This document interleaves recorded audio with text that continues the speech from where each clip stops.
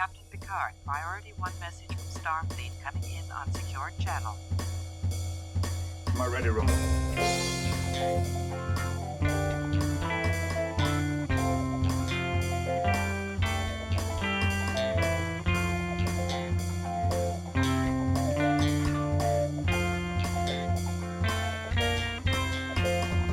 Hello and welcome to the Readier Room, the only and longest running Star Trek The Next Generation rewatch podcast. We got behind the scenes lore and exciting stories coming at you every week from those who are there to make the magic happen.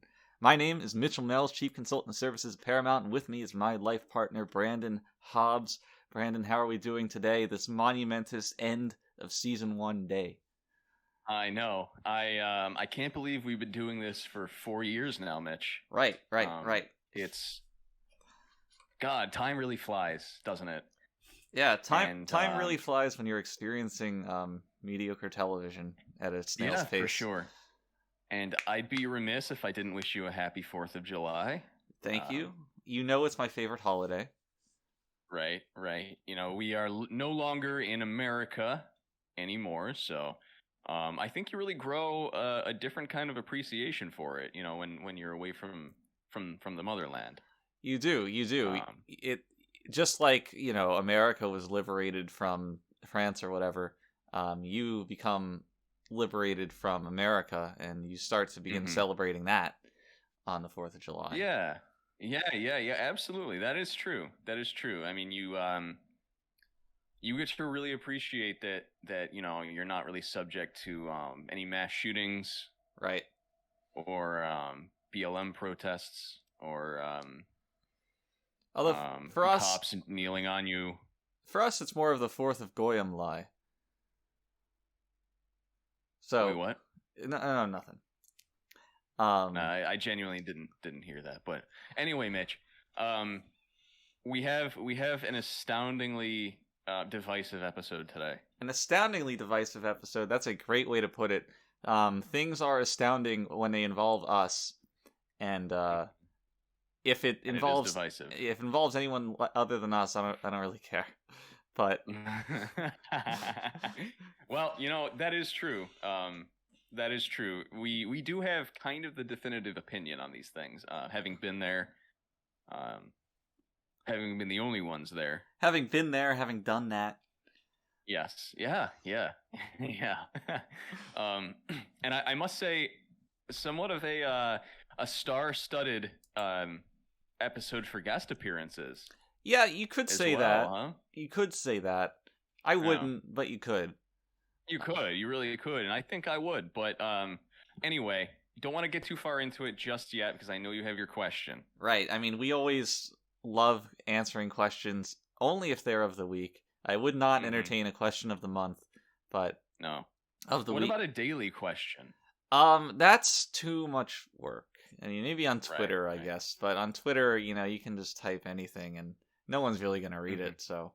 Yeah, no, they just no. Well, what it is people just kind of believe you without fact checking anything. Right. It's weird how easily people are taken in by things on Twitter. It's actually, I mean, it's dangerous, isn't it? People will literally believe anything as long as it reinforces their worldview. Right. You know, or has to do with Star Trek, of course. Because nothing in this fan base could ever be insidious at all, or you know, no one could really lie about anything. No, nothing about Trek has ever been disingenuous, and nothing Trek adjacent has even approached anything disingenuous. So you know, Trek fans are really, really good at trusting people. And right, and you know, that's why we love it. That's why we love the fan base. That's why we love Trek. That's why we've worked on Trek for so long. Yeah. But in any case, I will leave the floor to you. Well, so this is a bit of a throwback question of the week, and I'll explain why in a moment. So this week's question comes from Carly on Snapchat, who asks, Mitch, Bran, excellent show. What is your favorite episode from season 1? Which, you know, as you can tell, it's quite a topical question, but in actuality, this was asked like 23 weeks ago, And Ah, I thought it was more prudent to wait until the end of season 1 before lest we get into spoilers or anything. of course. Right. So, but favorite episodes from season 1? That's a great question. And there's just so many to pick from. I mean, there's 25 episodes, and you can choose any of them. I know it's almost an impossible Herculean task, even. It is. It is. It is. Well, let's try our best to slay that Hydra. I'll go first. I think my favorite, because I thought about this a lot, especially in reading this question of the week. I think my favorite episode from season 1 is the Naked Now. There's something about it that that hits unlike any other episode of TNG in season 1 or otherwise. It's a lot more real, I would say.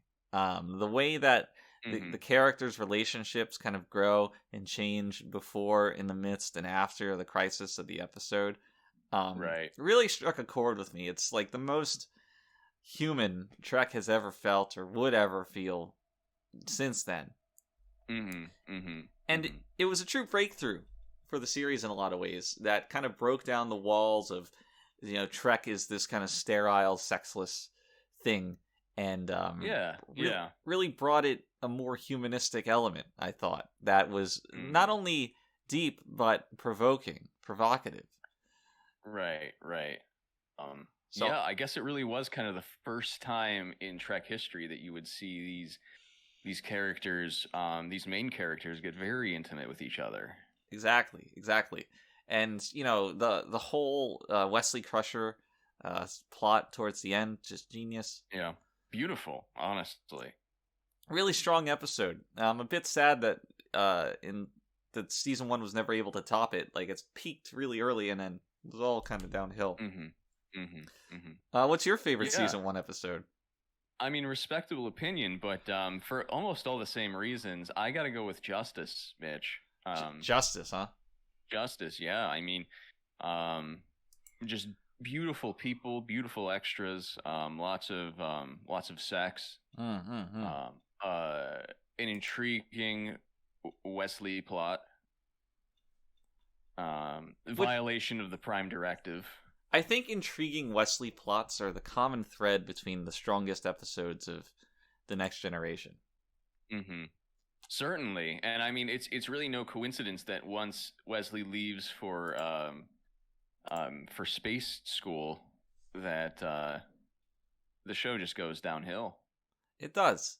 He makes a reappearance later on, but it's not the same as having him there every week. Yeah, and I don't want to get too into spoilers, so we can drop that there. We'll get there when we get there, right? I know there's plenty of people watching this along with TNG for the first time, so I mean, I think it's kind of common knowledge that Wesley does leave the show for quite some time, much to our chagrin. Right. But he leaves it in a better place than he found it. Certainly. Well, that's our question of the week. Thank you very much. Let me scroll through here. Carly.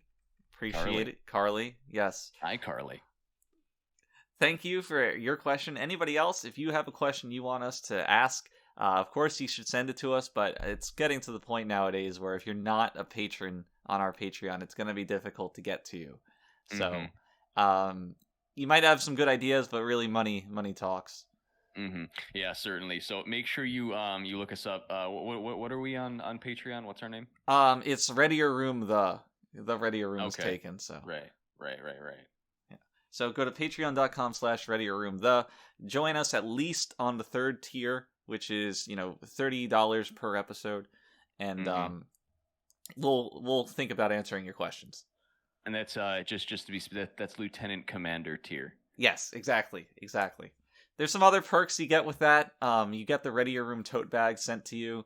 You get a handwritten postcard from our secretary, and on that tier, that's about it. And consideration for your stupid questions. Now, just to let everyone know, if you go for Admiral tier, which is that's the $200 per episode, right? Of Patreon, you get to have a monthly Zoom lunch with the two of us. Yeah, all admirals are invited to the same lunch. Usually it's Greek food. Mm-hmm. We prefer it if you didn't eat. It just is a lot of crosstalk on the mic, but you're more than welcome to watch us eat our lunch. Certainly, yes. And we, we're entertainers. We've been doing this for a long time, so I think you can rest assured that your money's going to a good place. Yes. And if your money ever stops going to that place, then this room will be readier no more. Mm-hmm. And you can take that to the bank. Yep. So the neutral zone. The neutral zone. Well, let me give you my opinion, since you usually give yours first, and it's high time I had my say first. All right, get in there. I thought, for all of its faults, and there were quite a few, I thought this touched on some fun, even interesting ideas. I thought for the surrounding issues at the time, this could have been a lot worse than it was, that's for sure. And I really thoroughly enjoyed it. It could have been worse than it was is kind of like the shittiest thing to say. I mean that sincerely, though. I mean that, like, let me put it this way. For everything that was going on, they did a good job. It was the best that they could have made it. Yeah. I'm mocking you. I disagree with that. I thought a lot of this episode was very hokey, to say the least. It was not very interesting, and especially as the season finale, it's a very bizarre choice. Sure. So I was super bored watching this. Although I will say that this episode wins the Next Generation-y, the season award for the best funniest joke in the season. What's up? So the three people they find are in sickbay, and they're talking about their various histories, and Data's giving like the rundown on all of them, and he first is starting with the woman, and he's like, "Oh, her occupation is a homemaker. She must be some kind of carpenter." And then just cuts away. Yeah, no, that was pretty good. It was good. A lot of yes. No, go ahead. A lot of Data this episode in wacky situations, and you may or may not know this, but a lot of that, like his interactions with the Clemens character, that was actually written to be Wesley. That explains a lot. Yeah, it doesn't it? I mean, it's interesting to know that because it does explain a lot. I mean, it was weird. It was weird to watch.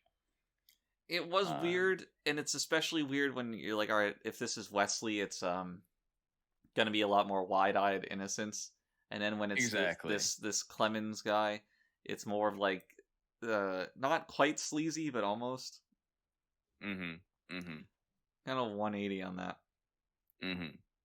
But you're right, Data does get around in this episode. I mean, from the very beginning until basically the very end, he's just paired up with so many characters in novel situations, which is good for the Data fans. But it's good for the Data fans. It's easy for the writers too. It is easy for the writers. Writing Data is like reading an instruction manual. It's basically throwing a dart at the wall.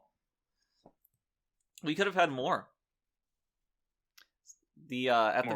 More Data at the beginning of the episode. Data and Worf, they like head off to investigate. Oh, yeah. They kick off the whole events of the plot, and the idea was, so the Data Worf pairing was brand new. No, we had never done that before. Yeah, and I honestly forgot about this. Right. So all of that Dorf stuff was supposed to be a backdoor pilot for a Data Worf series that was gonna splinter off from TNG proper as kind of like hedge your bets situations. Like maybe TNG will fail, but people like Data and Worf, so Dorf will do pretty well, and maybe they're kind of like caricatures, right? I mean, yeah, exactly. It was supposed to be like a very, very almost vaudeville-esque tone to it, Mhm. like an Odd Couple Mhm. kind of thing, where everybody's super exaggerated. Worf's a straight man, Data's the you know, he's the funny guy. He's getting in these wacky situations, and it Mhm. it was cool because the way that they conceptualized the series was that it wouldn't be on a set in the same way that TNG was, but rather it would be just shot straight on a stage. And a lot of the props and stuff would be more mimed or implied. Again, real vaudeville kind of Yeah, thing. no, that's daring, really. Right. Can you imagine Trek doing anything like that today? I can't. No, certainly not. I mean, no one would have the balls to do that today. Exactly, but it's maybe it'll come back, right? They're reviving a lot of things on Netflix right now, and if you wanted to get that Right. Dorf up, then I think Mhm. Michael and Brent would be pretty into it. I mean, what Yeah, else is and Brent gonna do these days? his little YouTube series. Oh man, what a piece of yeah. But yeah. I mean, honestly, if you as an audience member think that's a good idea, I mean, shoot us a tweet. Yeah. Because this is something we can absolutely, take to to the studio and say, people want to see this. I mean, we're involved with Picard season 2, as we discussed a few episodes ago. So We can talk to we've the got right friends in high people. places. Yeah. And don't just tweet at us. Tweet at Brent, tweet at Michael, tweet Mhm. at Paramount. Get everybody involved. It's Right. But all of us at the same time. Yeah, just make one so we're all long in on tweet it. with a bunch of ats in it, and you don't even need the content. It's more implied. Yeah. Yeah, and if enough of our ensigns do that, if enough are readier, then it'll happen. That's It the certainly power will. of the internet. If you just throw Mhm. any shitty idea out there and support it, it'll get Right. made. And especially if you're loud enough. If Yeah. you harass people enough, eventually people are going to capitulate because they just don't want to hear you anymore. Yeah, but I think in this revival we have to make Worf black to really placate the audience these days. It's really getting out of hand, but whatever. That's not the point of this this will be, of course, on our Patreon. This discussion, we can discuss this in our political podcast. Yeah, the observation deck. Mm-hmm. Yep. Yeah. Yep. But that is Patreon only, so Right. Get not on going to there. be doing that here, lest we, have any cross pollination, and our patrons might get angry at us. Yeah, they want to feel like Understandably. their product that they're getting is special, and Right. I understand completely. Mm-hmm. Mm-hmm. Yeah, certainly. But the whole death of the dwarf thing was more a victim of the writer's strike than anything else, which kind of permeates this entire episode, I feel. Yeah. Lots of. I mean, this episode is basically a product of the writers' strike. So we got the story treatment, and Maurice had to finish it in something like a day and a half for television. Mm. So basically everything in this episode was affected in some way, and a lot of it was even ad-libbed. Could you tell?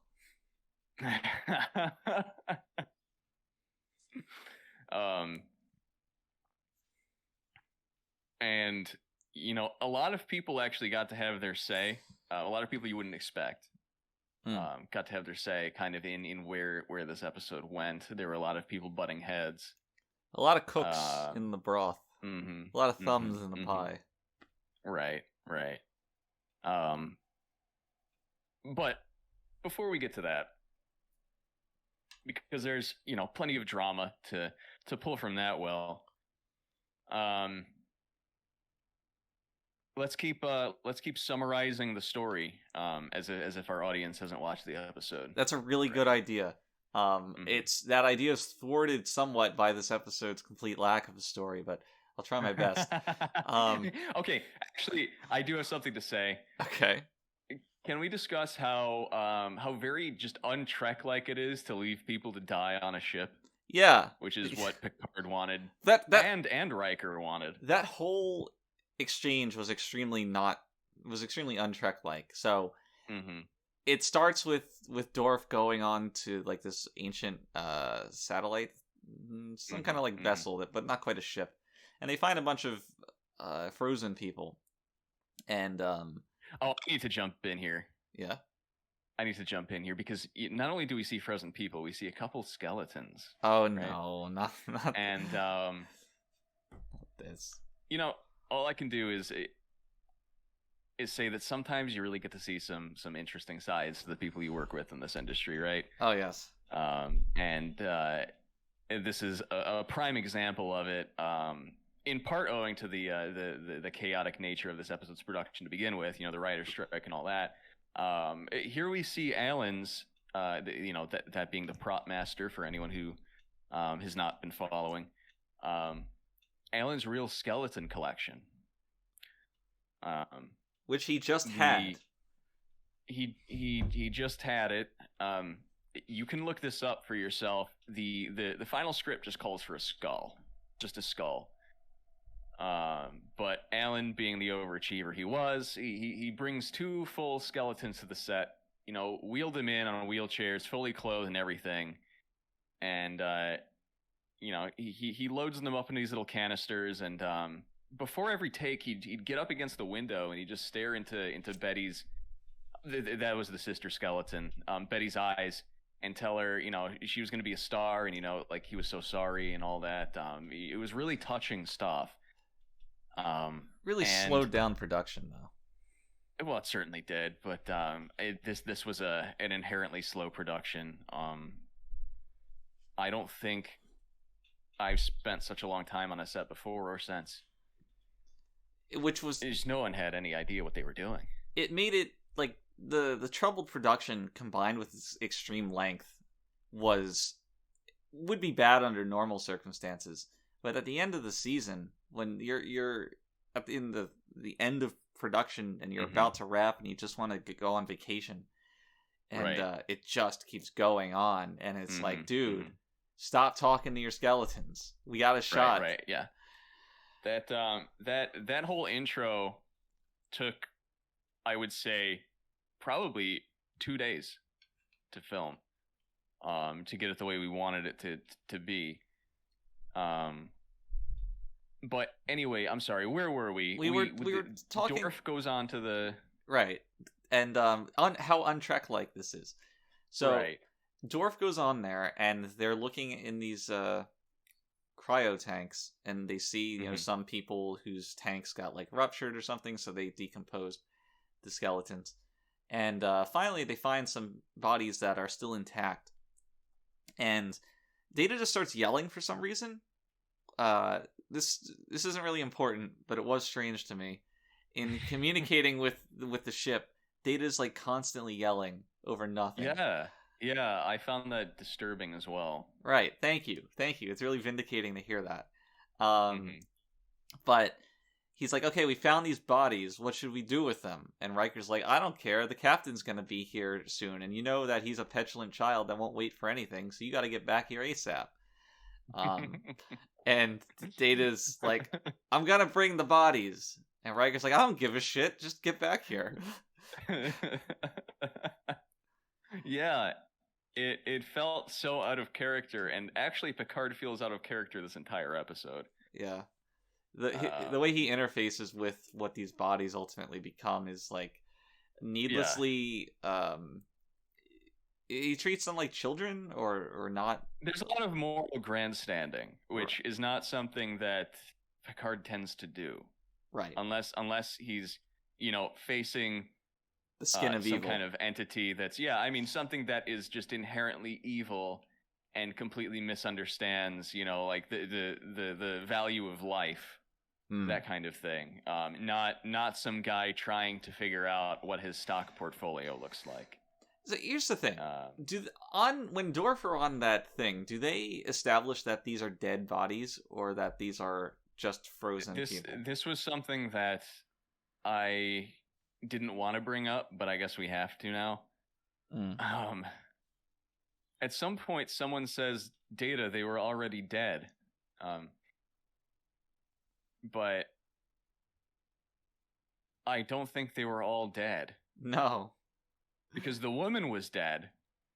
But I don't think Clemens at least was dead. I mean, his liver was in bad condition. I think he just froze himself, right? He had himself frozen. What Crusher said about him was that he was too afraid to live and too scared to die, which is quite the sentence. You can see we were on a writer's strike, but I despise that scene where they're all standing around these dead people's beds and just like morally judging them despite not even like they haven't talked to them. Right. They know nothing about them. They're really jumping to conclusions about the way these people lived, which is not at all what any of these characters would or should be doing. And it's great because they're doing all this judging, and then Picard's like, all right, I'm leaving. Crusher, bring him back to life. Resuscitate the dead. And she's like, will do, Captain. Mm-hmm. Mm-hmm. Which is the second appearance of her resurrection abilities. Bringing people back. That's right. That's right. Wow. Yeah. Yeah. I mean, she is really powerful, huh? And she's the prettiest little doctor you ever did see. Well, she certainly is, Mitch. that I will have to concede. I half expected Picard to call the entire bridge to the sick bay one by one in that scene. just a little niggle there. If only Denise was still on the show, where he's like introducing the staff to these 3 resuscitated bodies, and then he brings in Worf, and they're like, oh, an alien, I see. And then Worf leaves, and he brings in Yar, and they're like, no. Yeah, that's when they really faint. And I guess we do have to bring this up, just the wacky fainting scene with the music. And the music was the worst. That was the absolute worst. It felt like I was watching like a Tim Allen turning into a dog movie. Like a dog covering his face with his paw. That's so good. I don't know if you know how good that is, but that's amazing. Because like the instruments played in the score are exactly that tone, where it's like this whimsical kind of like xylophone-esque thing. It's terrible. It's really bad. Yeah. And then there's just a ton of like stupid fish out of water bullshit. Yeah. Now, I will say, and I'm going to think this, and you're not going to. You're going to disagree with this. Okay. I think this episode introduces an interesting idea, that being people from a capitalist society being thrust into the evolution of that society, the direct evolution of that society, and not knowing what to do with themselves. That's a good idea, but it's not explored at all. And nor does it do anything to inform on the characters that we do know. And then the character... You don't think Offerman psychoanalyzing himself for the audience explored that theme? No, not quite. Not quite. And I don't think that there was much of an arc in his character to justify focusing on it like they did. Yeah, certainly not. None of these characters go anywhere, and you're right. Their main purpose, I guess, is to A, fill screen time, and B, be a thorn in Picard's side. Which they barely are. And it's really just one of them. And he he kind of overreacts to it. Right. And what is the payoff for that? So there's the final scene on the bridge where Offerman shows up, and he's like, oh, I'm gonna use my business acumen to analyze the situation with these Romulans. It was a lot of like Troy energy where he just says the most obvious thing. That was a lot of Troy energy, that's for sure. I mean, there's a lot of Troy energy in this episode. I mean, the part where Troy herself sits down and looks at the woman and says, "You're feeling sad." You know, if I were that woman, I would turn to her and say, "No fucking shit, really." I'm sitting here talking about my long dead children, and Mm-hmm. you think you got some insight here? I'm sad. Yeah. And I was concerned about how all of these people, none of these people reacted correctly to waking up, you know, hundreds of years in the future. At one point, Clemens says something. He wants to watch the Braves game. Yeah. Which I do have to point out. He says the Atlanta Braves are probably still finding ways to lose, which is a hilariously outdated statement. Does that not reflect current baseball standings? It it didn't reflect baseball standings like 3 years after this episode. Nice. So Well, that's a pretty sports fan thing to say. yeah, and we know that sports fans don't watch Star Trek, so No. that would explain that. What I do love is the slight implication that ball sports, like baseball, are as archaic and ill-fitting of society as capitalism and consumption. Well, not only that, but television. Yeah, that was great. And you know what? Props to whoever the hell wrote that one. That's a really salient point. Oh yeah, TV died out in the 2040s. It actually is. It really is. I do have to give them that. But it does raise the question: what do these people do for fun?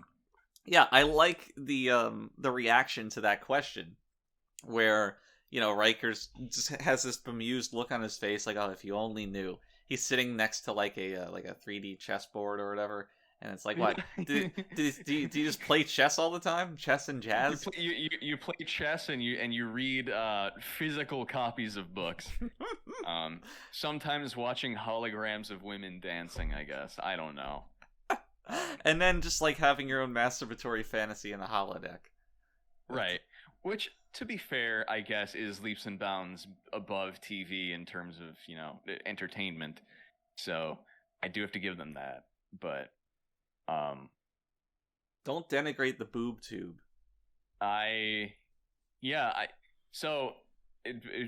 Before we really move on, I want to bring up a related quote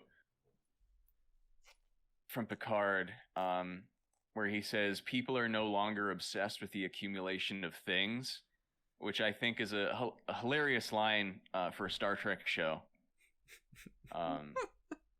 Given who's watching, right? Given the way the audience participates in the franchise, you stare at your television surrounded by Funko Pops as Picard tells you that the mindless accumulation of things was an ill for society.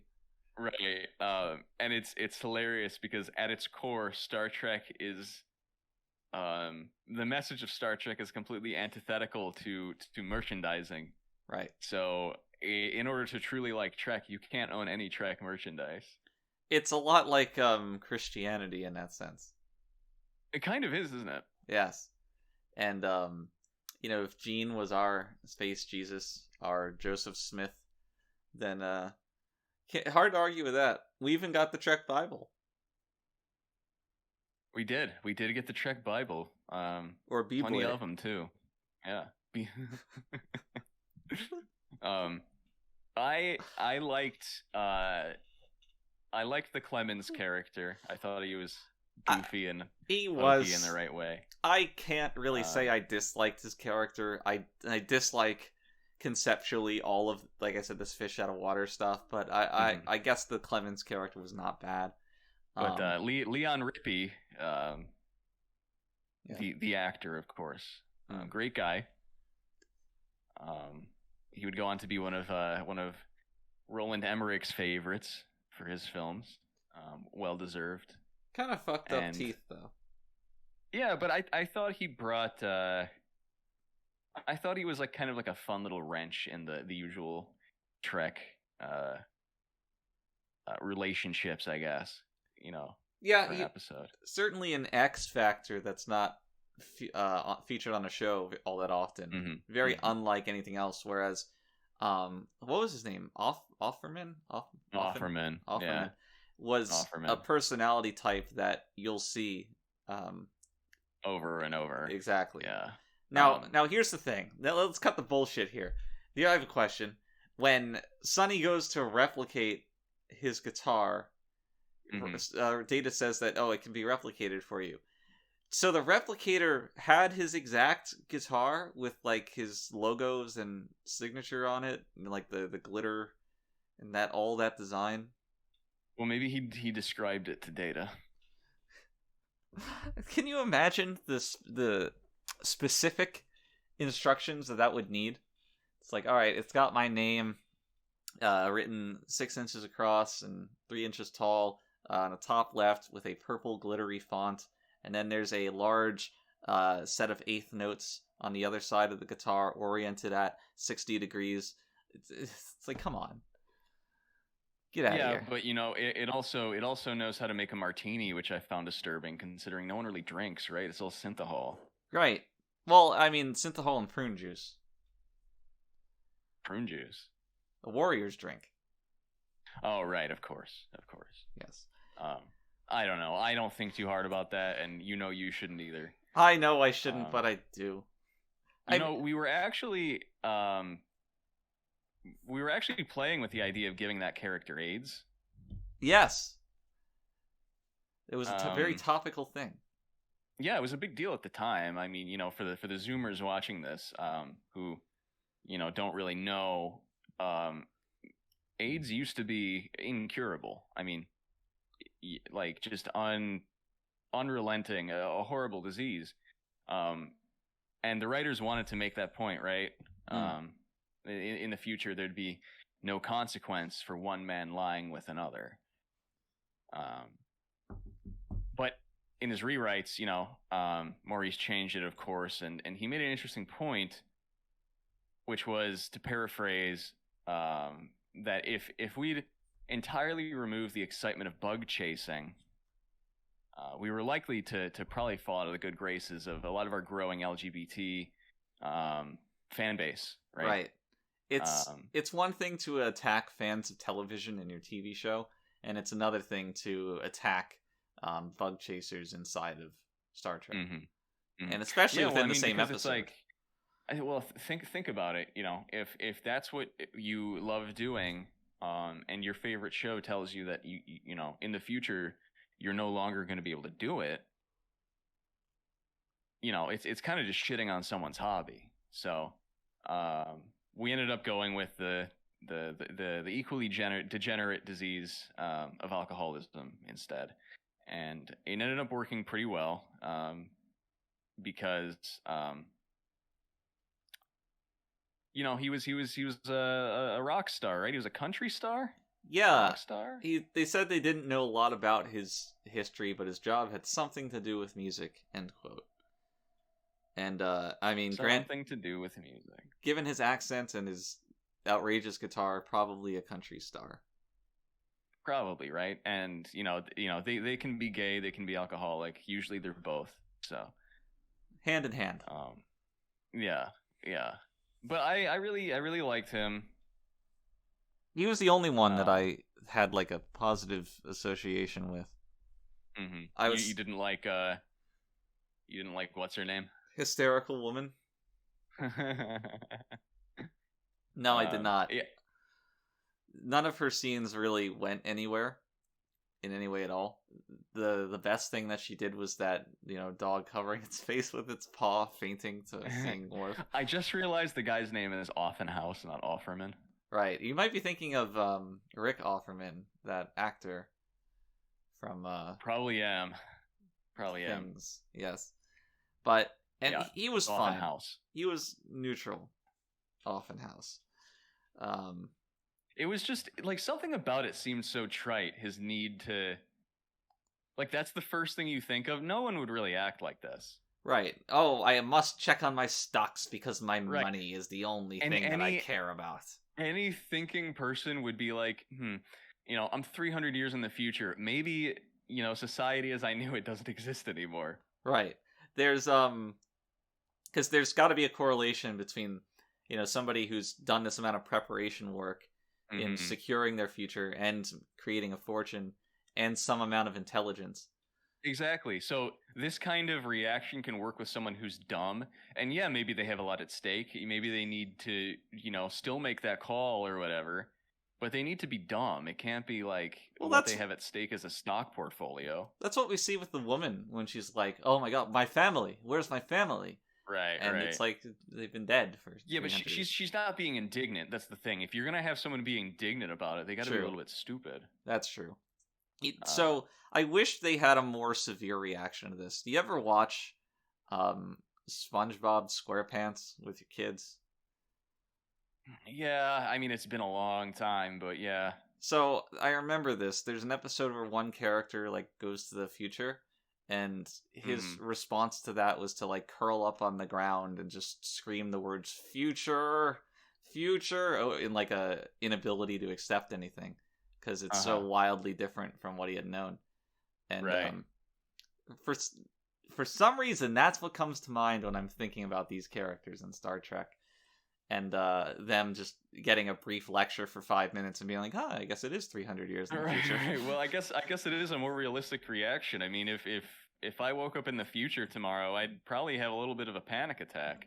Right. You can't just, go from the Stone Age to the digital age, and I'm sure that it's a similarly large during jump. the Stone Age. Right. But during the Stone Age. So while we're on the topic of these three characters, if you want to call them that, The three amigos. the Tres Amigos, I want to read you an excerpt from a Wikipedia article because when I go looking for the question of the week, Yes. for you, not to be Wikipedia confused with the question of the week. Right, I'm sorry. My question of the week for you, the trivia question, let's call it that. Wikipedia is one of my stops, of course.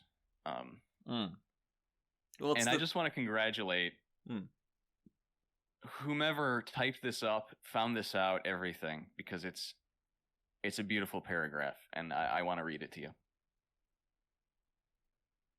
Two of the time-displaced humans returned in Star Trek literature. Oh, no. With Ralph Offenhouse appearing in the Next Generation novel Debtor's Planet as the Federation ambassador to the Ferengi.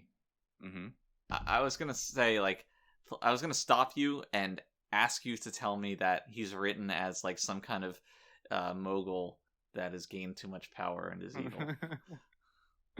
Well, he's a Federation ambassador to the Ferengi, apparently, and what a great job for him, because he's a capitalist, and so are the Ferengi, right? Right. He knows how to communicate with them.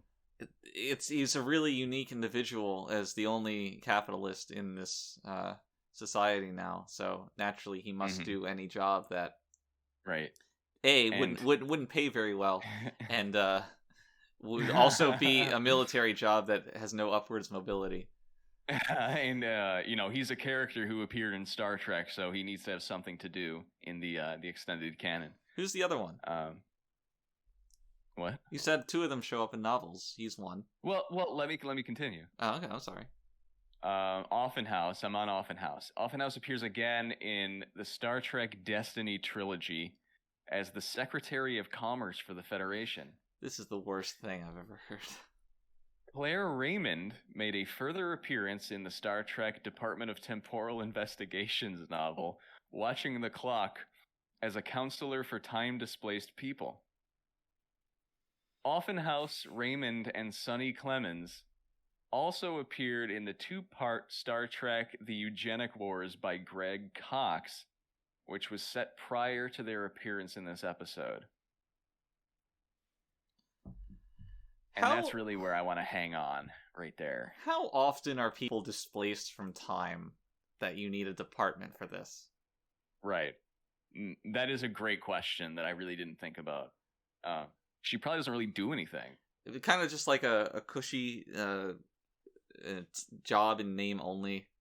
It's like, Right, all right, right. you can't integrate into society. You're too old and dumb. Just sit in this office and press the button if you want to pellet. Her great grandson must be one of the chosen people. Yeah, to get her set up like that. Well, it's a matriarchal lineage, you see. Right, right. So it all works out. I do. But, yeah. I was gonna say about those actors, not the characters per se, but the actors themselves. They it's cool to see how little pockets of bonding form inside of Trek. For example, these three actors, they all appeared only on this episode, at least you know, them, not their characters. So because of that, they kind of became pretty good friends, and I remember seeing all three of them around the con circuit together, and you would never ever see one without the other two. Nobody would ever be left behind. It was always the three of them together, which is great. It was a little sad, like eventually they stopped getting booked because who cares. But yeah, they still tried their best to make it work. I'd often be going into the convention center, wherever it was, and they'd be standing outside, just kind of like handing out their autographs. They're taking photos of people, really trying to get people to, you know, pay attention to them. And I thought, wow, that's some real dedication to the craft, to Star Trek, and that's an inspiration in a lot of ways. That lasted for quite a long time. At least until, was it Offenhouse's? Yeah, the actor who played Offenhouse, until he died. Then it kind of shattered the unit that they had developed. Yeah. That was a sad day. I mean, you remember the funeral. I do. God, but yeah, it's interesting that not only did the characters continue to appear, but so did the actors. In their own special way. You know. This I am aware of.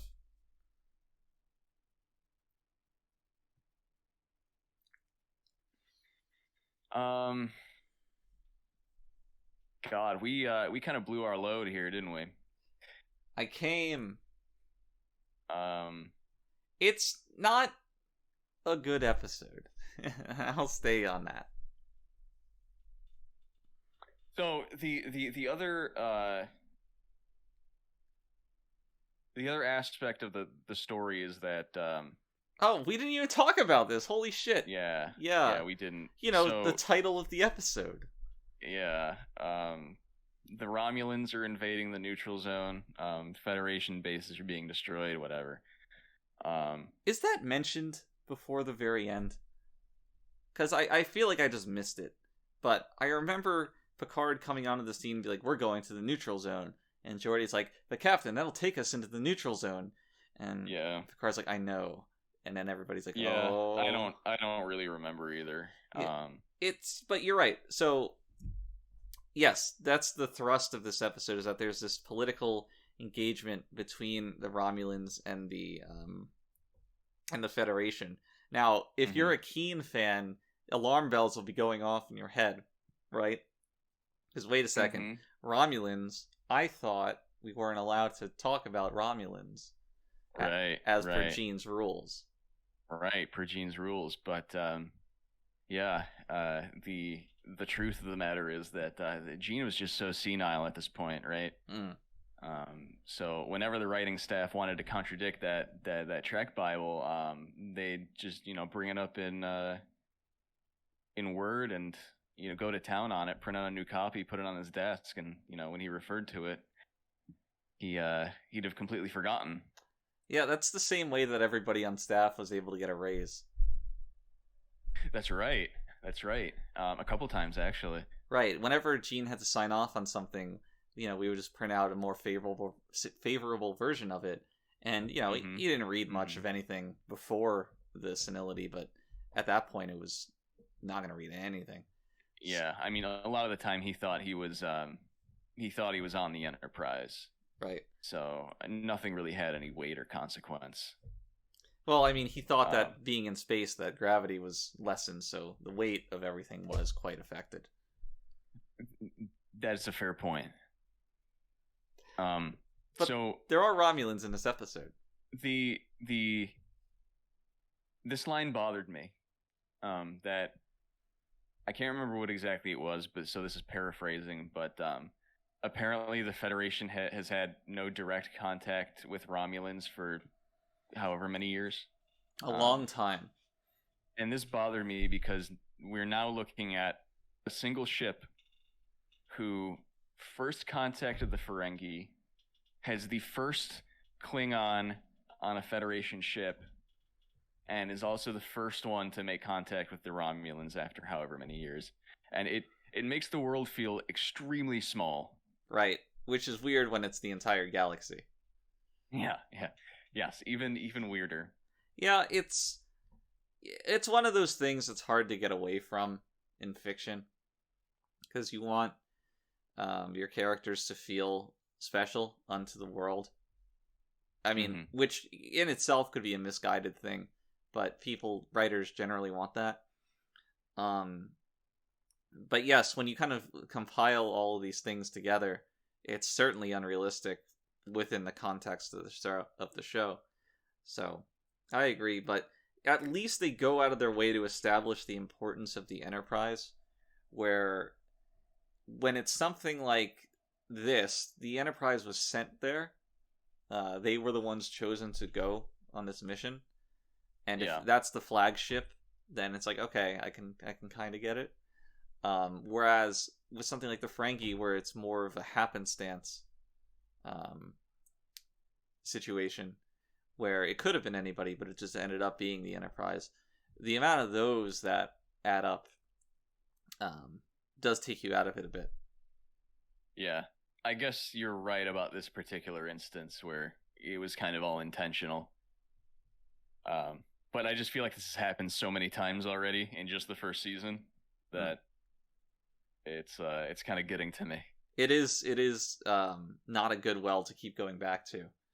Right. So the Romulan thing doesn't really do much for the story other than establish a reason that the captain can't spend all his time with the three stowaways, whatever you want to call them. Right. It's almost like the Romulans were the B plot. They which were is bizarre. Yeah. And I quite like the Romulans as a race. I like where the TNG ultimately ends up taking them, and I thought it was pretty cool to see their introduction here. It's cool that they always feel competent, threatening, and sensible in a lot of ways. Yeah, you're right. Much unlike the Ferengi. Exactly. And they're also very different from the Federation, especially in their diplomacy. I think that over this course of the series, the Romulans are written very consistently in how in their diplomacy, and it's not only different from the Federation, but it's not below the Federation either. Like, it makes sense that these are two equally competent organizations, nations, whatever. Right. And so it's not like, oh, the Romulans are brusque and rude and incompetent, and they're just going to get outsmarted by our, sensible captain. It's like, no, they're just threatening, and they have everything they need to back it up. All the intelligence and cunning one would expect. It's an interesting point because even with the Klingons are just a little bit goofy. Right? It's almost like they're, Worf is Picard's little pet kind of thing. Well, they call that out. The Romulans do.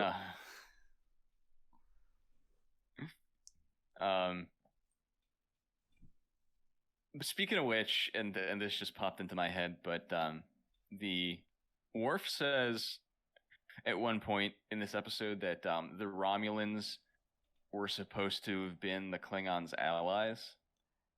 Yes. And the keen fan will notice that this is very blatantly contradicted later on in the series. I'm racking my brain right now. Well, so I mean, the Worf said it in reference to when the Romulans attacked, his settlement and his parents got killed, Right. right? And he was like, "Oh, they were supposed to have been our allies," but this is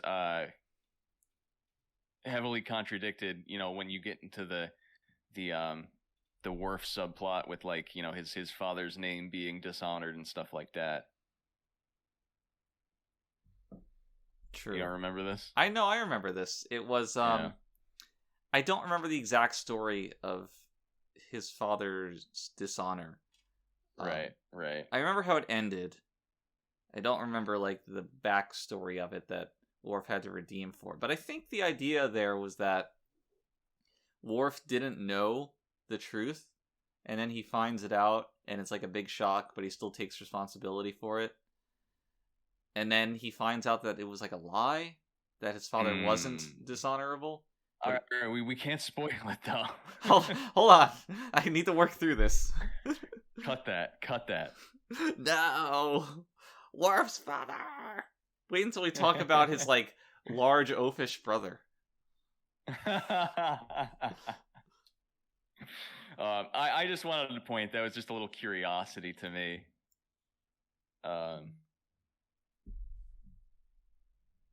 Curious, but huh? yeah, so the Romulan plot really does just go nowhere. The Federation finds out that their bases on the edge, I think, of the neutral zone or whatever, have been completely wiped away, and so have the Romulans' bases as well. So they come to a brief agreement that they're going to find out who did this, and you and I know, and basically everyone who's been into this series knows that this episode was supposed to be the first of a 4-parter. Right. An epic, really. Yeah, if not for the writer's strike, of course, which, as we've already discussed, was terrible, and a ton of terrible stuff surrounding that happened as this episode was being produced. Because it happened right in the middle of the production. So right. Basically what was to happen was, maybe not in the first episode, but 2 or 3, this was going to be the introduction of the Borg. Not under that name, of course, and they were going to have a really different appearance. They were going to be kind of insect-like, right? They were going to have like the wings, the multiple arms, these humanoid faces with sort of exaggerated, slanted, inhuman, disgusting eyes. Yes. And much like the final Borg, they were going to have this kind of collectivist nature, inability to think for themselves. But their involvement with the Federation would have been kickstarted by the Federation's recognition of one of their disenfranchised kind of sub-societies, I guess, as its own sovereign planet. It would have been like, the whole society had gone through some kind of uprising, and kind of like a section of the population moved to a nearby planet, right? Which the Proto-Borg kind of thought was their own and refused to recognize any claim otherwise. And the big issue was that, somewhere between the original series and TNG, these bug people had become like an economic powerhouse. Right. To the extent that the Federation even, relied on them for, all kinds of stuff, goods, services, that kind of thing. So there's a lot of intrigue there that didn't make it into the series, unfortunately. But you can see how it had enough material for a 4-part epic run. Yeah. And, it was going to be kind of like a first for TV, which unfortunately, didn't happen. I'm happy with the Borg as they are, though. That worked out just fine. I remember the running title that we had for that. It was supposed to it was supposed to be Year of the Bug, parts 1, 2, 3, and then finale. And yeah, it was the plans as they were drawn up were certainly ambitious. Mm-hmm. Something we never quite matched. We had 2-parters later on, but never 4. But yeah, it would have taken things to an extremely new place, and I think it would have garnered the series a lot more respect. If you think of, in recent years, we've seen like these HBO specials like John Adams or whatever, where it's not a film, but it's a long form television with a point and a message. And this would have been probably the earliest example of that. Maybe Roots came first, but it would have definitely been on par with Roots. Certainly. It would have been up there. And it's a damn shame that this strike had to happen.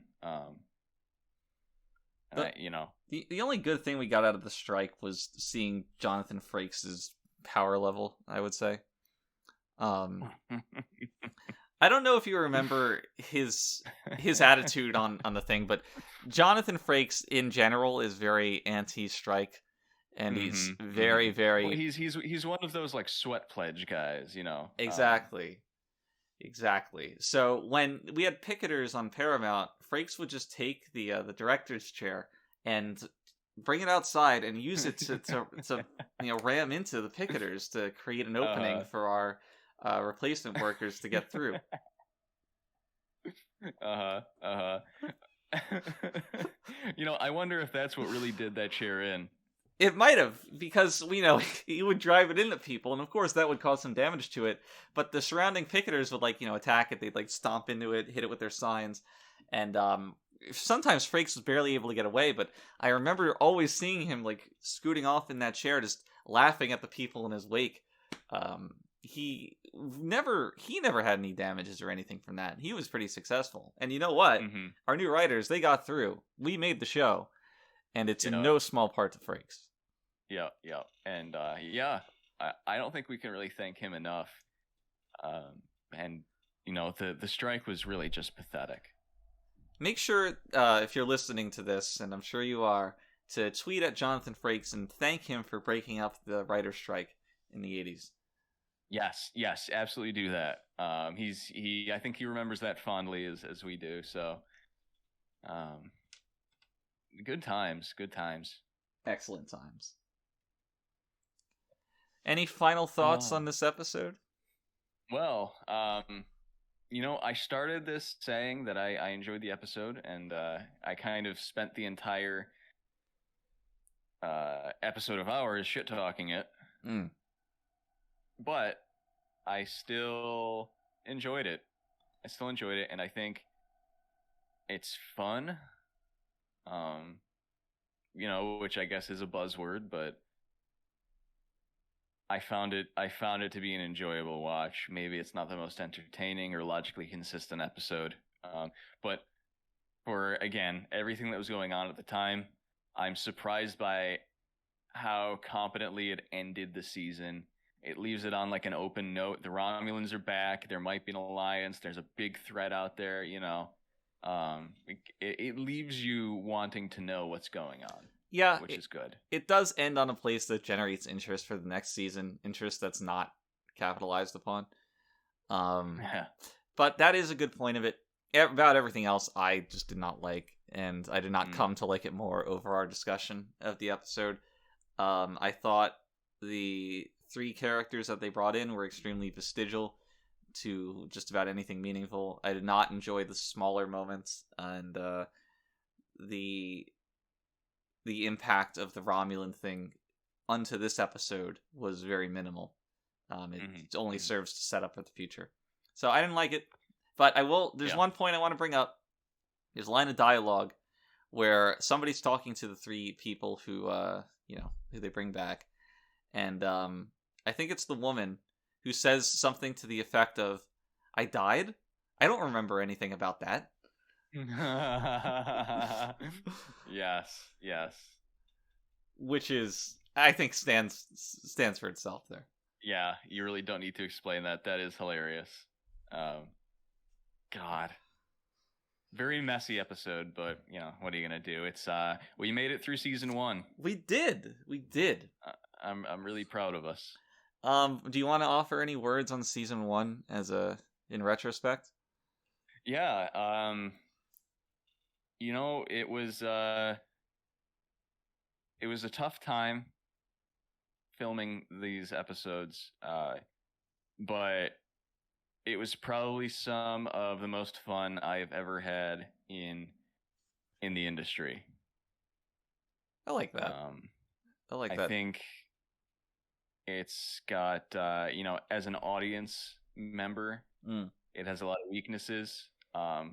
Certainly, there's probably 4/5 of the episodes I hope I never have to watch again. But when it shined, I think it did a good job. I buy that. I have fond memories of its production, and I have a fond impression of when I think about it overall as watching it. The lows are incredibly low, extremely low, but it does have sincerely good episodes, and it does have legitimate high points to it, where there are episodes that if you put them in other seasons, they wouldn't feel out of place. They exist as just good television. And based on what I've seen here, just when I'm thinking about it solely as an audience member, I can get why this was picked up for another season. And if your first season can do that, can secure a second one, then it's hard to call it anything but a success. Right. And because that doesn't frequently happen, does it? No, it does not. Especially for something as hard as track. Yeah. Now, the only thing that I'm left thinking about is what would have been better with the first season of TNG or the first season of Dorf. And it's hard to say. Well, Dorf was experimental. It was experimental. That could have changed TV as we know it. Whereas TNG kind of just spawned a bunch of sweaty conventions. Exactly. So, take that as you would like to, but look forward to season 2, the advent of the quadcorder, as it's known. Yes. We didn't do a ranking of the people walking into other people's rooms that we said we would do. That's okay. They're all the best. But I will say I don't think anything ever beat the, what was it, Geordi and Data scene very early on with the razor, the fake razor. It was always either that or the Naked Now one where Will just happens to be working on the device that's going to save the day. Also amazing. And Geordi walks in. It was another Geordi centric room. Once they confined Geordi to the bridge and his ability to walk into other rooms was stifled, there was a marked decline in the average number of people walking to other people's room instances per episode. And that is canon too. If you look it up on Memory Alpha, right, Geordi became incapable of walking into a room. He was kind of like a vampire. He got bitten by like a vampiric creature, between episodes, and it was something that was only covered in, I think, a comic book. But they stuck to it. They stuck to the lore on that one, and unless he was invited in, he couldn't enter any rooms. Right. And accordingly, the walking into rooms index, the WIR index, shrunk, and you can see that on Memory Alpha. Just look up WIR index. Yeah, which is a shame, but there you go. I think that would have always won, so we didn't really need to do a ranking anyway. Then let's bid adieu to season 1, and if I had ever watched the intro to the show, I would quote it insofar as going into season 2, where no individual has ventured earlier. Season 2. Where no non-binary Zer folk has ever been before. Yes. Folk. Yes. Where no non-binary folk has ever been before. You got a question for me, my man? I don't, actually. I got so excited about the Off and House being in a novel that I forgot to get you one. All right. Well, I have a question for you. Which one of these characters, and it's a multiple choice question, have I not masturbated to? So we got A, Q, B, the other Q. C, not Gates, Crusher, Dr. Crusher. Mm-hmm. And D, Worf. Okay. Well, Q is obviously very sexy. I mean, it's Right. John Delancey. Right. You know, we see this on Twitter often too, and you know, it's something that we can't help but agree with, and that's that John Delancey is just a very sexual human being. A lot of raw energy. Yeah, raw masculine energy.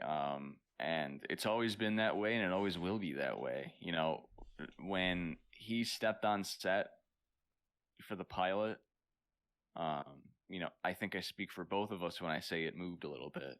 They So, moved a little bit.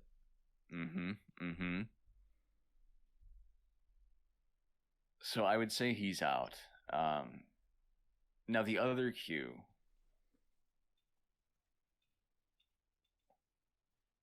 Do you know the other Q? No. You don't know the other Q. Okay. Wow. I'm revoking. Wait, what other Q are we talking about? There's another Q. The one that shows up later? Yeah, there's a second Q. Okay. Yeah. Okay. All right. The other Q. Okay. I thought we were just doing season 1. No. Okay. The other Q is also attractive. So, I'm going to go with Crusher. Wow, that's correct. Crusher is the only woman on this list, so a bit of a gimme there.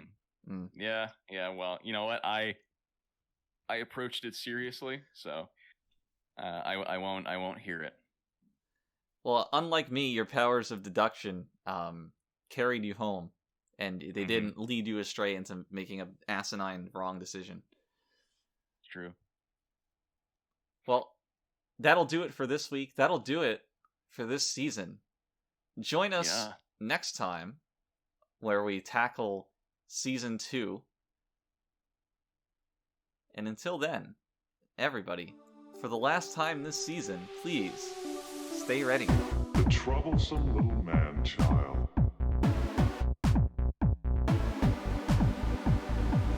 Consider that in the history of many worlds, there have always been disposable creatures.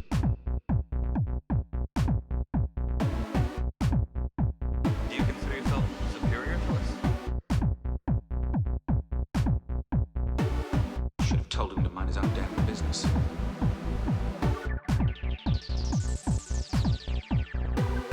When I stroke the beard thusly, do I not appear more intellectual?